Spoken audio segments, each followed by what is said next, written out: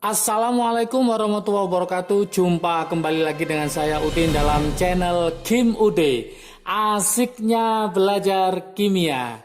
Materi hari ini adalah hukum-hukum dasar kimia part 2. Oke, ini bagian yang kedua. Sudah saya bahas di hukum-hukum dasar kimia part 1 tentang hukum kekekalan massa atau Lavoisier dan hukum perbandingan tetap yaitu hukum Proust.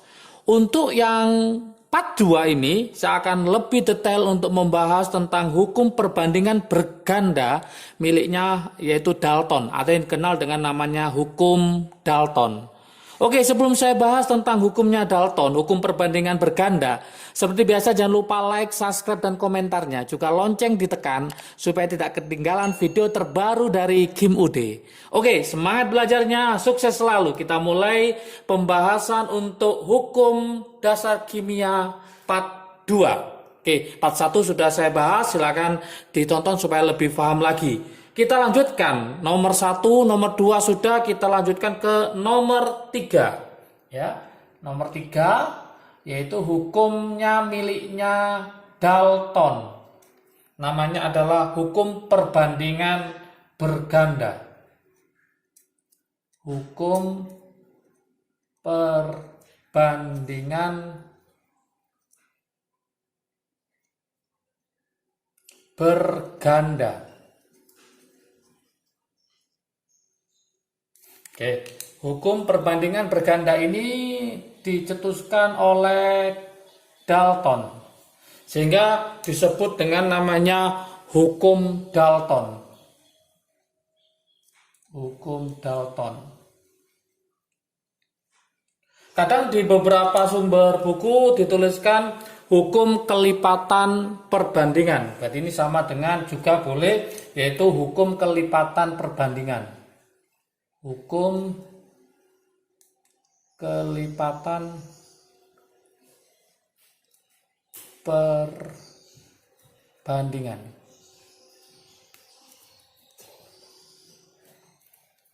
Oke.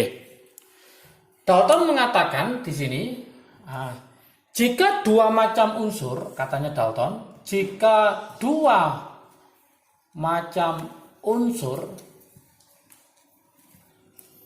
dapat membentuk beberapa senyawa, dapat membentuk beberapa senyawa. Jadi lebih dari, bisa 2 atau lebih dari 2. Beberapa senyawa, saya kasih garis, beberapa senyawa. Maka perbandingan massa salah satu unsur, maka perbandingan massa salah satu unsur, salah satu unsur, dalam kurung unsur lain tetap. Unsur lain dianggap tetap.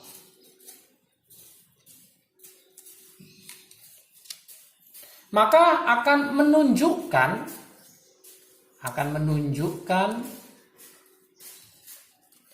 perbandingan bilangan bulat,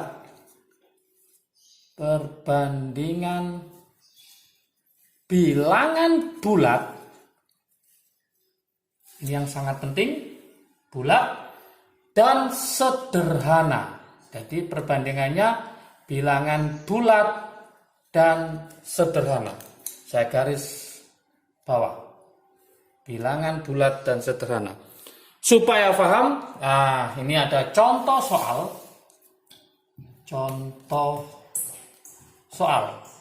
supaya tambah mantap ya. Oke, contoh soalnya seperti ini. Nitrogen dapat membentuk senyawa-senyawa,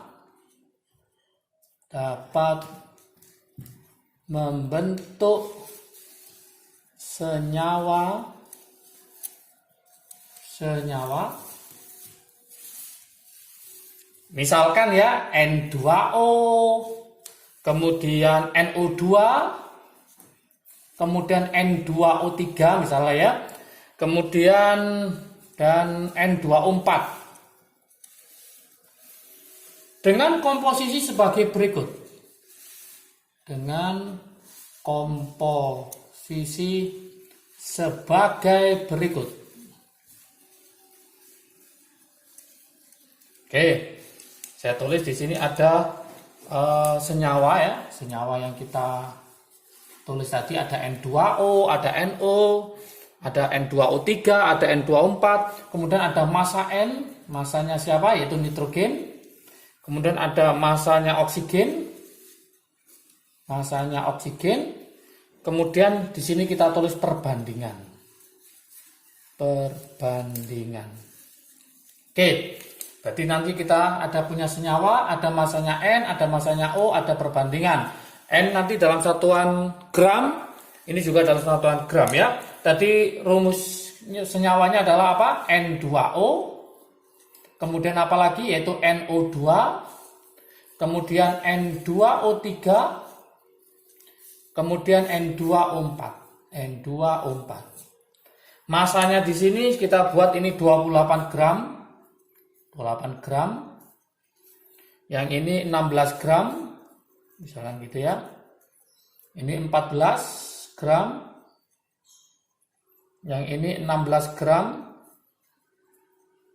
Ini 28 gram. Kemudian yang ini 48 gram. Ini 28 gram sama. Yang ini saya tulis 64 gram. Oke. Pertanyaannya gini, bila massa N-nya dibuat tetap, berapakah perbandingan massa oksigennya? Maka N-nya ini kita buat tetap. Kita buat tetap. Berarti kita buat tetap gimana? Kita bagi berapa hasilnya supaya tetap? Kita bagi 7. Coba, 28 supaya jadi 7 kita bagi 4 ya. Berarti 28 ini kita buat sama, kita buat angka 7 semua. 7 semua, 7 semua, 7 semua. Oke, 7 semua. Kita bandingkan sekarang. 28, 16. Supaya 7 maka ini dibagi 4, 16 bagi 4 berarti ini 4. 14 bagi 2, 7. Berarti 16 bagi 2 berarti ini 8. 28 dibagi 4, 7. Berarti 48 dibagi 4 ketemu 12. 28 bagi 4, 7. 64 bagi 4 berarti ketemu 16. Tadi rumusnya, jika dua macam unsur dapat membentuk beberapa senyawa seperti ini, maka perbandingan massa salah satu unsur lain dibuat tetap, menunjukkan perbandingan bilangan bulat dan sederhana. Ini sudah bulat, tapi belum sederhana. Mari kita sederhanakan. Berarti pertanyaannya tadi sudah saya bilang, bila massa N, dibuat tetap,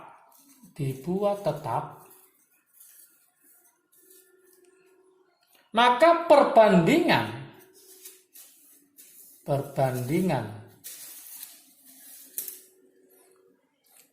massa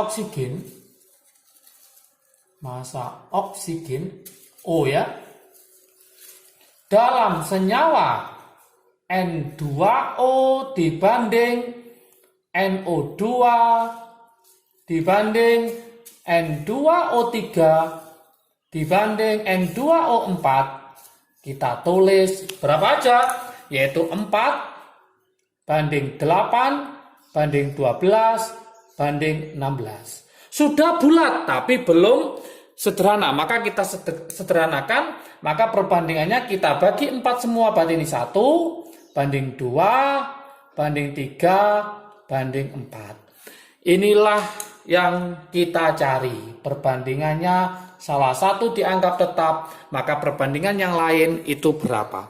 Berarti perbandingannya adalah bulat dan sederhana. Oke, contoh soal yang kedua. Ini contoh soal yang pertama. Sekarang kita coba contoh soal yang kedua. Ini contoh soal yang pertama. contoh soal yang kedua, supaya nanti lebih paham lagi ya tentang hukum Dalton atau hukum kelipatan perbandingan. Oke, contohnya seperti ini. Unsur P dan Q, unsur P dan Q dapat membentuk dua senyawa.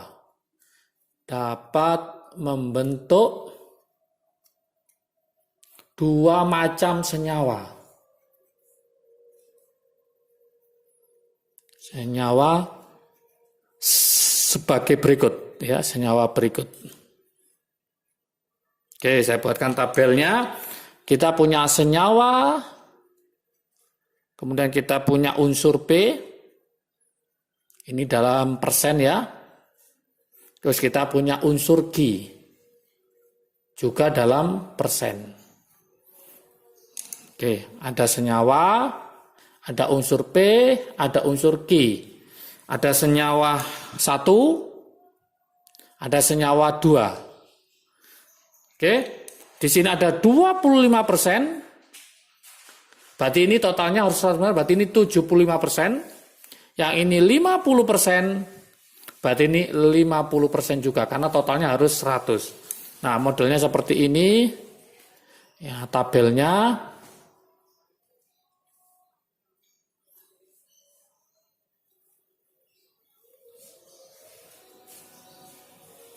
Oke.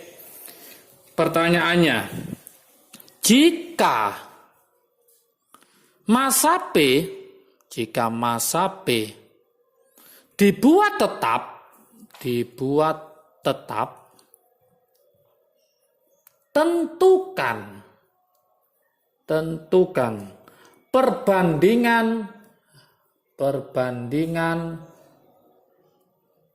massa unsur Q dalam senyawa 1 dan 2. Dalam senyawa 1 dan 2. Oke. Gimana solusinya lah? Solusinya saya buatkan teman-teman semua supaya paham. Solusinya kita tulis lagi. Yang pertama, ini adalah senyawa 1, ini senyawa 2, ini P, ini Q, ini adalah 25, ini 50, yang ini 75, yang ini 50. Ingat konsepnya di sini P dibuat tetap.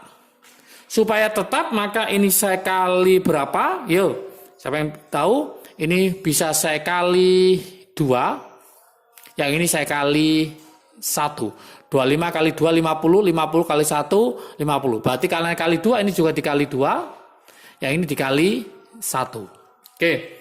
Maka hasilnya saya tulis lagi di sini P, yang ini Q. Berarti ini jadi 50. Ini jadi 50, 75 kali 2 berarti 150, 50 kali 1 berarti ini 50. Oke, dengan ini tetap dibuat tetap, berapakah perbandingan Q? Maka bisa kita tulis di sini, maka perbandingan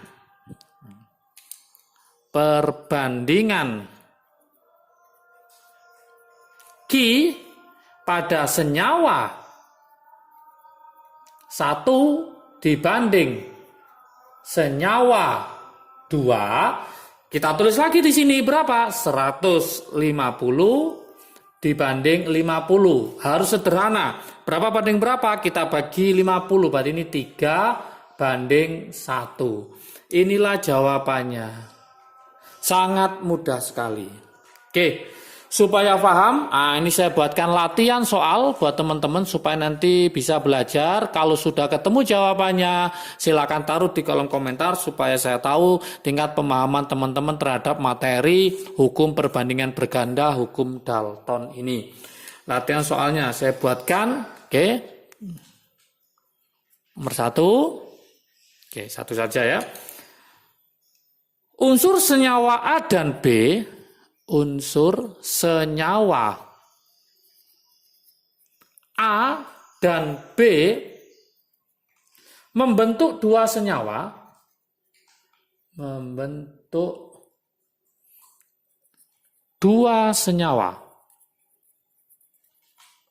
Oke. Senyawa satu mengandung 20% unsur A. Sedangkan senyawa 2, saya buat berapa ya? Mengandung, saya tulis 25 aja, 25% unsur A. Pertanyaannya adalah, perbandingan massa unsur B, perbandingan massa unsur B pada senyawa 1 dan 2. Pada senyawa 1 dan 2. Nah, ada clue-nya di sini. Jika massanya si A itu adalah tetap. Oke, unsur senyawa A dan B membentuk dua senyawa. Senyawa 1 mengandung 20% unsur A, sedangkan senyawa 2 mengandung 25% unsur A. Sama-sama A ya. Pertanyaannya, perbandingan massa unsur B pada senyawa 1 dan 2 jika massa A tetap itu berapa? Jadi yang dibuat tetap adalah A, maka yang ditanyakan adalah perbandingan massa unsur B pada senyawa 1 dan senyawa 2. Oke, inilah hukum-hukum dasar kimia part 2. Setelah video ini nanti akan saya buatkan hukum-hukum dasar kimia part 3. Itu lanjutan, yaitu nomor 4 ya, tentang hukum Avogadro dan hukum Gay-Lussac. Oke, semoga lebih paham. Jangan lupa latihan soalnya dikerjakan, nanti jawabannya taruh di kolom komentar ya. Oke, jika video ini bermanfaat bagi kalian, silahkan di-share ke teman kalian supaya manfaatnya semakin banyak lagi. Jangan lupa like, subscribe, dan komentarnya. Juga lonceng ditekan supaya tidak ketinggalan video terbaru dari Kim Ude. Oke, semangat belajarnya, jaga kesehatan, sukses selalu. Salam sukses dari Kim Ude, asiknya belajar kimia. Assalamualaikum warahmatullahi wabarakatuh.